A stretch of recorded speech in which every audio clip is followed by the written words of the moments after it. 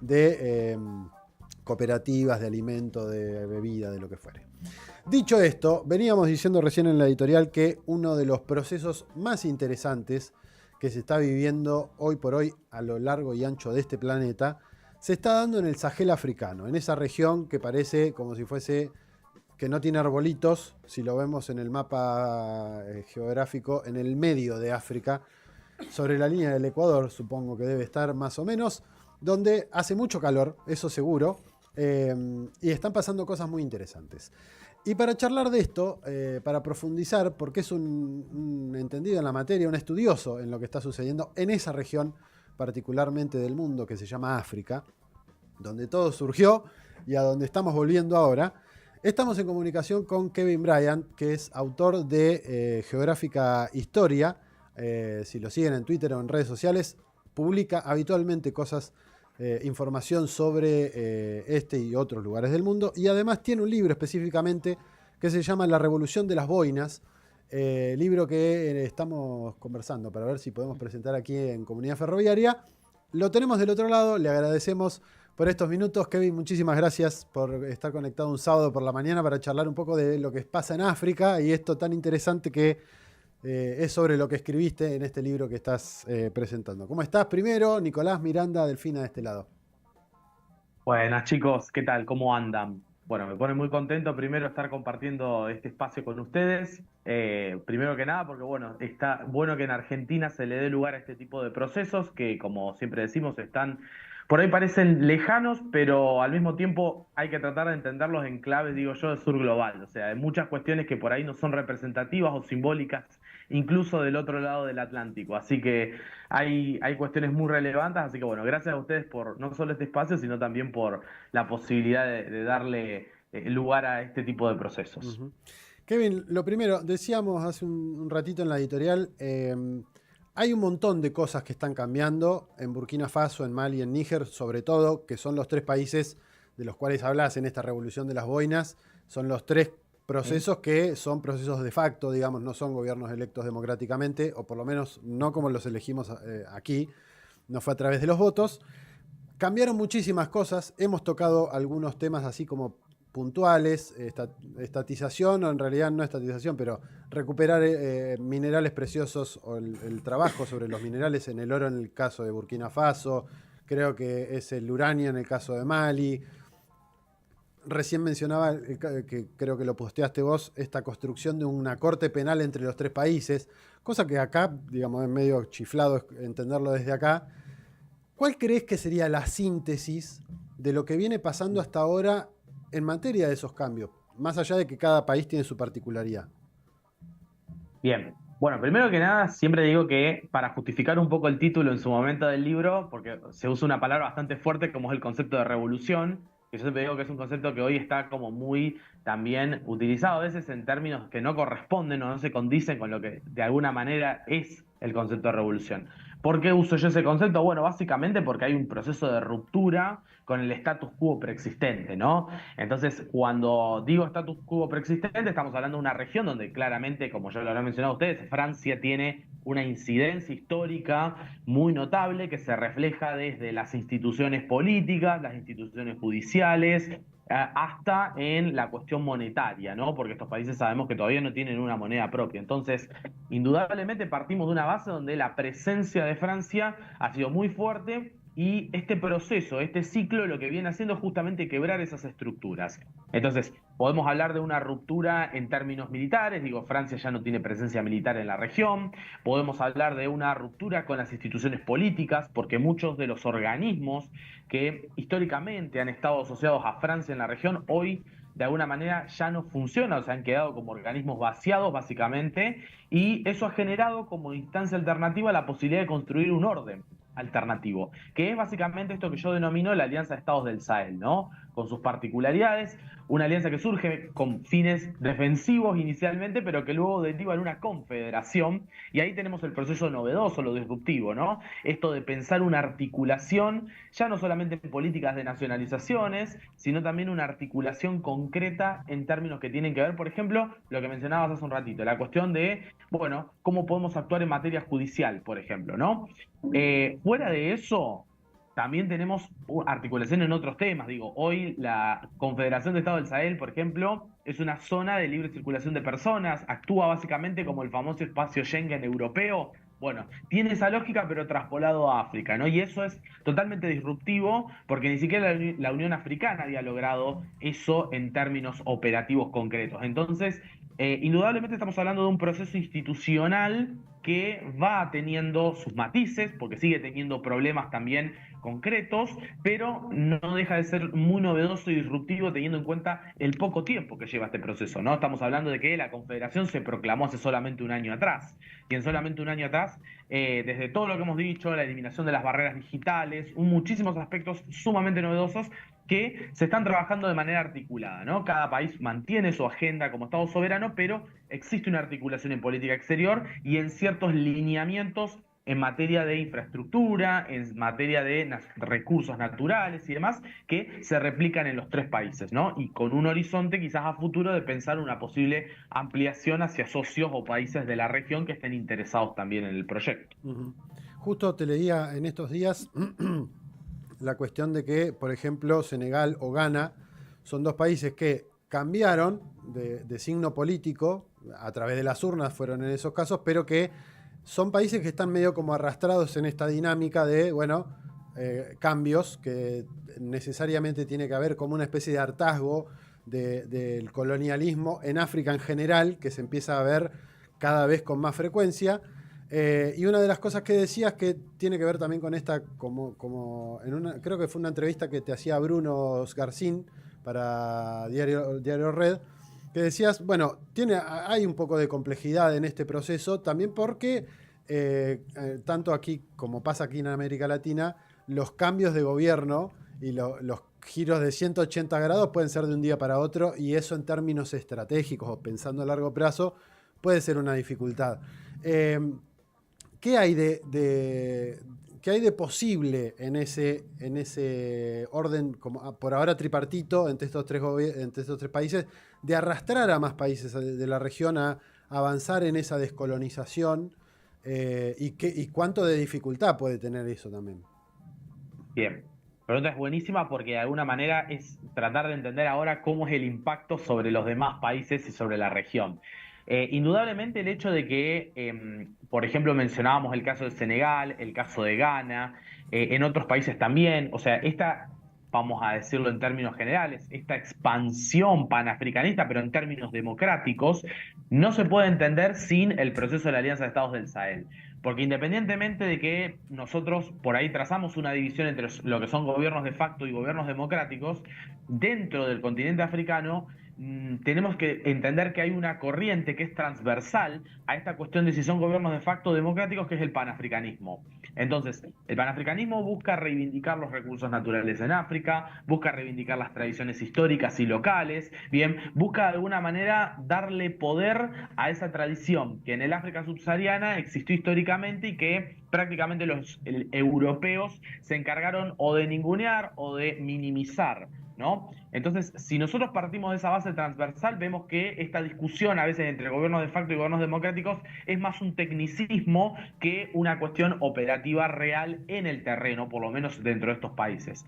Aclarado esto, indudablemente los éxitos que tuvo la Alianza de Estados del Sahel en muy poquito tiempo, los avances, la contundencia marcan esa determinación política para modificar esa realidad, y eso está resultando un poco una inspiración dentro de otros procesos. Ahora, después, claro, tenemos países que ya tienen una tradición democrática fuerte, como por ejemplo mencionábamos Senegal, donde no se puede pensar en una lógica de un gobierno de facto. Entonces ahí que actúa básicamente lo que acá desde Argentina nosotros denominaríamos una línea más reformista, ¿no? O sea, llegar mediante el apoyo popular y desde ahí hacer las transformaciones, por lo menos más paulatinas, pero transformaciones al fin y al cabo que van generando esto. Bueno, y este proceso que comenzó con uno, dos países, a hoy es casi como un dominó que ya se extiende incluso a países por fuera de la región de África Occidental y el Sahel. Digo, hoy podemos hablar de Namibia o de Botsuana, al sur de África, que también tienen gobiernos que han llegado recién al poder con el apoyo popular y que tienen una línea de nacionalizaciones, que tienen una línea de pensar o repensar al continente africano en el siglo XXI, ¿no? De no caer en una dependencia, sino de tratar de construir en un enclave soberana, y eso también es sumamente interesante. Yo creo que obviamente que los límites de este proceso van a estar supeditados al éxito que van a ir teniendo cada uno de estos, y en el caso del Sahel, por supuesto, a lo que yo considero que es el desafío principal que tienen estos países, que es la cuestión en materia de seguridad. Sobre todo la lucha contra el terrorismo, la lucha contra los grupos yihadistas, porque ahí existe evidentemente una amenaza concreta en lo que refiere a la seguridad nacional. Entonces, indudablemente que el control de esos grupos o la lucha más efectiva contra esos grupos puede llegar a ser un determinante también a la hora de asegurar la consolidación de estos estados y este proyecto colectivo, porque al fin y al cabo no deja de ser eso, un proyecto colectivo y no solamente en clave de estados en términos bilaterales. Kevin, ¿qué tal? Buenos días, Delfina, te saluda de este lado. ¿Qué Yo tal? te quería consultar principalmente por el rol, porque venimos hablando más que nada de cómo viene quedando África, ¿no? Internamente ante la luz de esto, pero hay una centralidad, digo, de la que parte todo esto que tiene que ver con dar vuelta una historia colonial, ¿no? Principalmente con la presencia de Francia, pero de otras potencias también que han saqueado, ¿no? Históricamente este continente. ¿Cómo está siendo hoy esa respuesta? Si Francia finalmente se terminó de retirar, si hay búsqueda de otros países de querer ocupar ese rol que queda para ellos, entenderán, vacante, para nosotros, digamos, es como la situación que debería ser. Pero digo, también a la luz de que leía que publicabas que el Banco Mundial reconoce, por ejemplo, ¿no? Alguna de las mejoras y de la transformación que está teniendo el gobierno burkinés en materia de economía. Digo, en ese sentido, ¿cómo está operando hoy la maquinaria occidental, si queremos ponerle, ante este proceso que se está dando en el Sahel? Bien. Bueno, empiezo por lo último que tiene Mm. que ver por ahí con esto de cómo lo están cubriendo los medios occidentales a esto. Y la realidad es la siguiente. Es como que cuando uno agarra, por ejemplo, la prensa francesa, la prensa británica, la estadounidense y demás, primero, salvo la francesa, no se le destina mucha cobertura a esto, pero los pocos espacios donde se le destina, hay como una especie de contracara. Muestran por alguna cuestión, como vos mencionabas, estos datos que son concretos, que a veces son del Fondo Monetario, a veces son del Banco Mundial, estamos hablando de los organismos donde Occidente se apoya, y que reconocen que efectivamente hay una recuperación económica, hablan de que las nacionalizaciones no han sido malas, que es lo que muchas veces se plantean, ¿no? La nacionalización como algo negativo. Bueno, no, evidentemente acá ha aumentado la recaudación estatal, ha permitido que el desarrollo pueda de alguna manera sentarse en cimientos mucho más firmes. Entonces hay como un aspecto ahí a resaltar, pero siempre el matiz que encuentran desde la parte occidental es la cuestión, lo que mencionaba hace un ratito, la cuestión de seguridad. Es decir, miren que todavía hay partes del territorio que no las controlan, hay partes del territorio que están bajo control de estos grupos yihadistas, SNIM, el Estado Islámico, etcétera.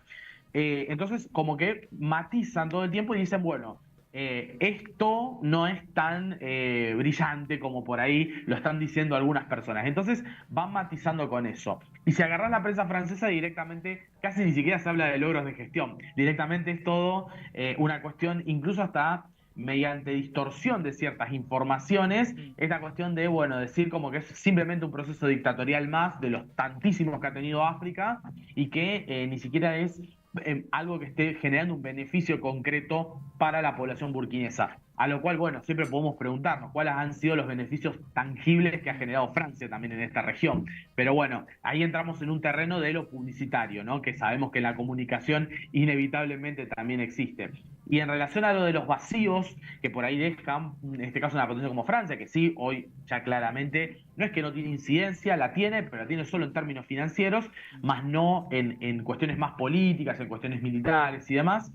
Yo lo que noto es que si bien hay una presencia clara o un crecimiento claro de Rusia en la región, de China en la región, China mediante lo que es básicamente la parte, diríamos, económica, inversiones y demás, y tenemos a Rusia más en la parte militar, en el ala bien de cubrir ese vacío que Francia dejó. Bueno, esto igualmente no implica o no invalida, y acá viene para mí lo interesante del proceso, que por ejemplo, los países del Sahel se están relacionando también con otros países. No es que todo queda circunscrito a Rusia o China, o que se está suplantando a Francia para poner exclusivamente a China o a Rusia. No, porque ha habido una diversificación económica muy interesante con Turquía, con India, con los países árabes. Digo, hay inversiones, sobre todo lo que nosotros en términos generales denominamos el concepto de multipolaridad, bueno, los países emergentes. Digo, estos países que están buscando nuevos mercados y que efectivamente buscan que sus inversiones lleguen a nuevos continentes o a nuevos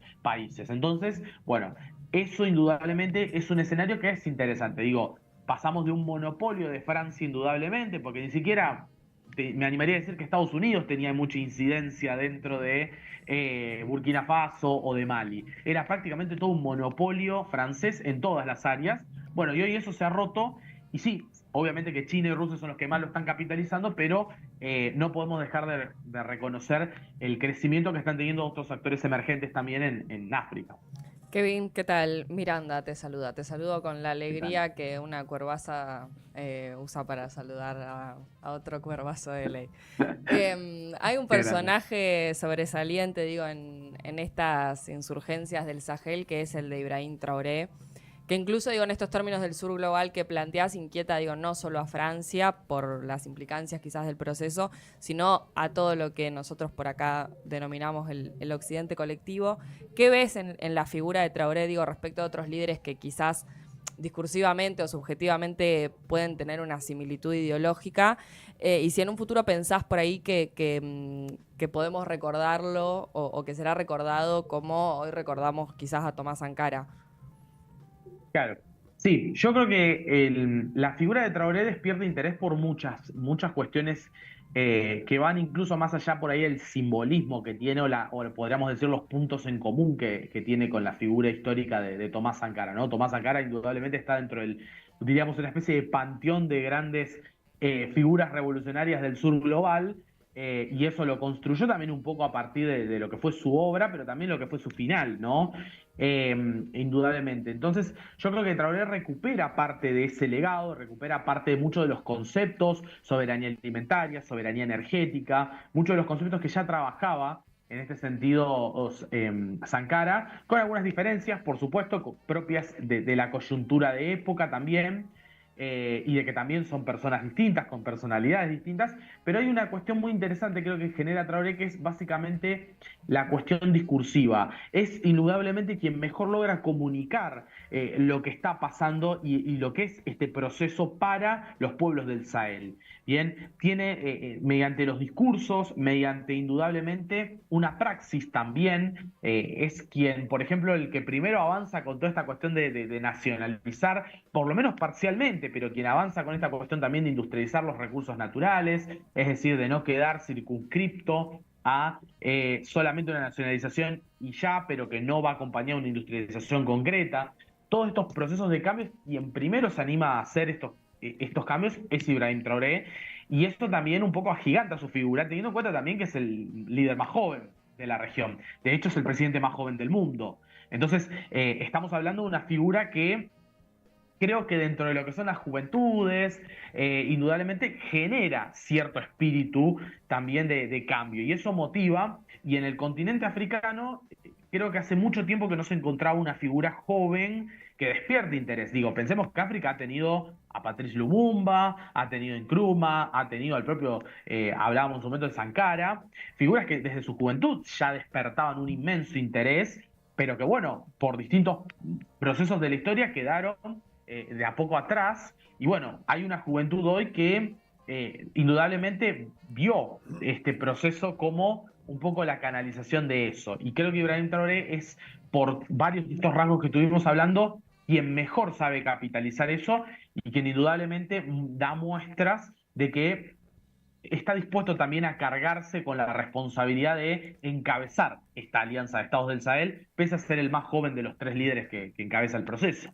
En esto, la vez pasada charlando con otro colega, decíamos, por lo menos decía que en términos personales me hace acordar mucho incluso en su oratoria, a figuras como de este lado del mundo, Fidel Castro o no sé si al mismo nivel ponerlo, pero o Hugo Chávez.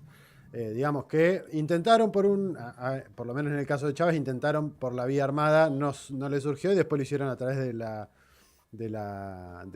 voto, del proceso electoral. En el caso de Fidel Castro sí, fue una revolución triunfante que después habrá que ver en esto que decís, en el devenir histórico, en dónde queda la figura de Ibrahim Traoré o de Assimi Goïta o de siempre me sale Tachini, el de Níger. Y una de las cosas que también decías en esta entrevista con Bruno era a Sankara le pasó que estaba solo, era una isla, era un oasis en medio del desierto. Ahora hay un proceso. Y lo otro que se me venía a la mente es, ahora hay un proceso en el Sahel, pero también está relacionado con lo que recién charlaba, le respondía a Samir, también está Rusia, también está China, hay otro contexto a nivel geopolítico global que también permite bueno, nosotros podemos avanzar en esto porque hay un montón de otros quilombos que están teniendo en Occidente que tratar de resolver. Exacto. Sí. Es interesante eso para prestarle atención. Siempre, por lo menos acá tratamos de decirle, tratemos de ver la película completa, no quedarnos en la foto, porque la foto por sí sola no explica únicamente el hecho. Me parece que es muy alentador lo que estamos viendo, más allá de que en el medio nos meten guerras por todos lados. Sí. Es muy interesante eso básicamente porque, a ver, en la coyuntura actual donde vos tenés tantos frentes abiertos, digo, tenés la cuestión de Ucrania y Rusia que no se cerró, tenemos la cuestión de Gaza, lo que está ocurriendo allí, tenemos otros espacios, hasta conflictos que emergen que uno no tendría ni idea, digo, ahora está ocurriendo una situación de tensión entre Camboya y Tailandia, digo, o sea, todo el tiempo emergen conflictos típicos de esta época donde bueno, ya una potencia dominante y que tuvo tanto poder ya no tiene el mismo poder. Quien está emergiendo todavía tampoco termina de consolidar todas sus posiciones en el plano internacional y indudablemente también otros actores que buscan crecer y tener incidencia en el terreno. Entonces, indudablemente en toda esa coyuntura hay varias cuestiones que son muy interesantes y una de esas es este proceso, porque la coyuntura histórica es otra, porque a diferencia, como decíamos, de Sankara, que le tocó remar en una época muy difícil, con una Unión Soviética que ya estaba en los últimos, diríamos, en el último tramo de su existencia, con un Estados Unidos que se consolidaba cada vez más, con vamos a decirlo en estos términos, una región muy hostil, porque era básicamente todo alineado con Francia. Bueno, eso hoy no existe. Hoy, primero que Estados Unidos en esta región no tiene tanta incidencia. Segundo que de alguna manera han crecido otros actores, decíamos Rusia, China y otros. Y por otro lado, bueno, un proceso que ya no se puede pensar solo en Burkina Faso, sino que, como decíamos, acompañan de alguna manera otros países que son los de la Alianza de Estados del Sahel, pero incluso se rompió ese umbral ya, porque se puede pensar en un proceso que se extendió en términos, digamos, del panafricanismo. Yo siempre trazo una especie de paralelismo, agarrémoslo con pinza, pero simplemente como para por ahí dimensionar. Así como en los años 70 estaba la vía revolucionaria, que era la vía de Cuba, quizás también estaba la vía democrática, que era, por ejemplo, Salvador Allende, ¿no? En Chile. Bueno, esa división que se trazó en algún momento en nuestra región es quizás lo que podemos encontrar hoy. La vía revolucionaria encarnada por estos gobiernos que son gobiernos de facto, pero también hay una vía reformista, hay una vía democrática que está encarnada por, como mencionábamos, Faye, por ejemplo, en Senegal. Tenemos a otras figuras, Netumbo Nandi en Namibia, digo, varias figuras que están tratando de hacer una serie de transformaciones que por lo menos van en la misma sintonía, ¿no? A distintos ritmos, pero van en la misma dirección de avanzar hacia un África que se inserte en el siglo XXI y con una cuestión de emancipación y soberanía que durante el siglo XIX sabemos que no existió porque fue básicamente repartida.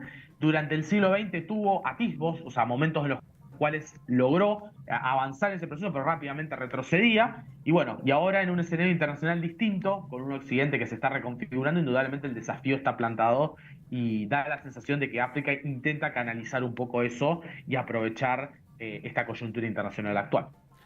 Más allá de que todavía no hay nada cerrado en términos de fechas y demás, vamos a estar presentando en algún momento el libro de la Revolución de las Boinas aquí en Comunidad Ferroviaria.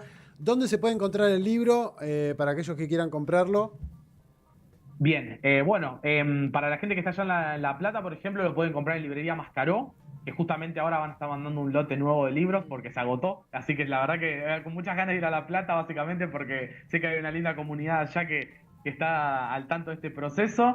Así que, bueno, y en Buenos Aires también hay varias librerías que lo tienen a disposición, pero bueno, de La Mancha también es una de las más importantes. Así que, bueno, después cuando llegue también el momento, vamos a estar allá presentando, seguro que va a ser un lindo evento. Y bueno, o ya con este tipo de intercambios también vamos generando un poco ese clima, creo. Así que gracias a ustedes. Kevin, muchísimas gracias por haberte tomado estos minutos. Si aquellas personas que están del otro lado lo quieren seguir, Geográfica Isto, @Geográfica Isto, ahí lo encuentran en Twitter, donde comparte muchísima información. Después te voy a preguntar de dónde sacás toda esa información, porque la verdad que es brillante ese trabajo que estás haciendo. Gracias por estos minutos, Kevin, por habernos ayudado a tratar de difundir qué es lo que está sucediendo y a entender un poco mejor una parte de lo que pasa en el mundo. Muchísimas gracias a ustedes, de verdad. Hasta el próximo encuentro. Pasaba Kevin Bryant. Y que gane San Lorenzo. Che, igual tremendo esto, está agotado en La Plata, en serio. Yo me fui a Sí. comprar el libro y lo tuve que reservar. Así que si alguien lo quiere, le escribe a Mascaró y lo reserva para cuando lleguen, así ya lo tiene reservado. Interesa, interesa. Ese es el nivel de entrevistados que tenemos aquí en Marcha de Gigantes. No, y realmente lo que está calando, ¿no? O por lo menos lo que estaría bueno que cale esto que está pasando en África, en un momento donde, como decías en la editorial, pareciera que no hay nada nuevo o bueno pasando en el mundo. Hay cosas que están buenas. Sí. Un poquito de redondos y venimos con el cierre.